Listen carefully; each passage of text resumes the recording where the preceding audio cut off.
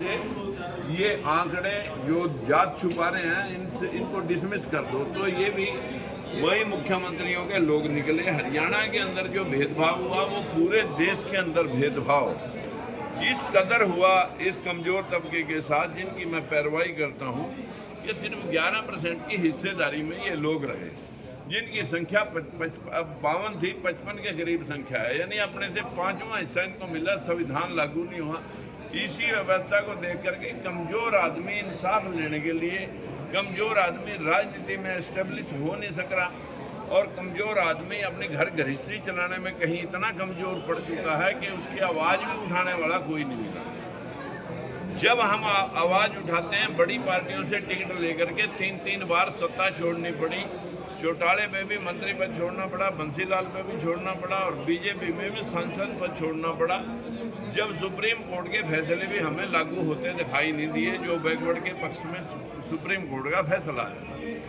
अब मेरा सिर्फ इतना निवेदन है कि मैं आपके चैनल और आप मीडिया बंधुओं के माध्यम से जनता को अवगत कराना चाहता हूं कि जब तक आप बड़ी बड़ी पार्टियों के आला कमान लोगों के पीछे घूमते घूमते पैसे दे करके टिकट लाएंगे, अपना बिजनेस करेंगे, आम जन को कहीं भी उनसे उम्मीद नहीं रखनी चाहिए कि इनसे हमें इंसाफ मिलेगा। इंसाफ तो आप लोगों को अपने बलबूते अपना नेता पैदा करके चुनाव लड़ने से इंसाफ मिल सकता है, अन्यथा कतन तौर पर नहीं मिलेगा। और लड़ करके लोगों को ये बताना चाहता हूँ कि भाई आप जहाँ मर्जी खड़े करें, जहाँ मर्जी आप किसी के पास आपको झूठ बोल बोल करके बहुत नेताओं ने बता दिया। किसी ने 2 करोड़ नौकरी की बात करी, किसी ने 15 लाख देने की बात करी, किसी ने महंगाई भ्रष्टाचार पर अंकुश डालने की बात करी, किसी ने बहुत कुछ ऐसे ऐसे लॉलीपॉप दिए कि 21,000 रुपये हम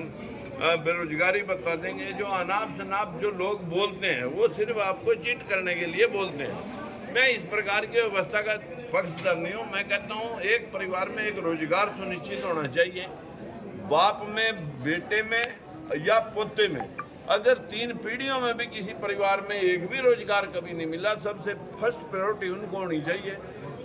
BA MA अगर नहीं मिलेंगे तो 10वीं 8वीं बच्चे जरूर मिल जाएंगे, जिनको क्लर्क भी भर्ती कर सकते हैं, माली चपड़ासी भी लगा सकते हैं। लेकिन प्रोटेक्शन, जैसे आज मीडिया के बंधुओं ने प्रोग्राम करके अपनी प्रोटेक्शन मांगी है, हम उन घरों के लिए प्रोटेक्शन कहते हैं कि जिनको अभी तक किसी प्रकार का भी संरक्षण प्राप्त नहीं है, जिनके पास ना जमीन है और ना उद्योग धंधा है, सिर्फ शरीर है। जब तक शरीर चलता है तब तक घर चलता है।